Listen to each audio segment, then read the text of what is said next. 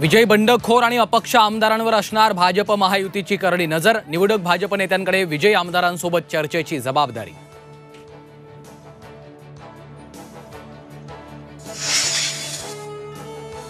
राष्ट्रवादीकडनं अपक्ष उमेदवारांना गळाला लावण्याची तयारी। बीड जिल्ह्यातील 81 अपक्षांशी संपर्क साधण्याचा प्रयत्न।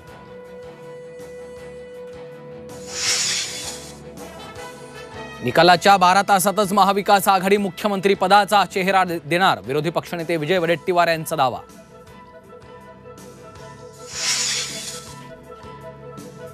शिंदेंच्या शिवसेनेचे नाराज उमेदवार आमच्या संपर्कात। नाना पटोलेंचं मोठं विधान। नाना पटोले यांचा हा जावई शोध, शिरसाटांची टीका।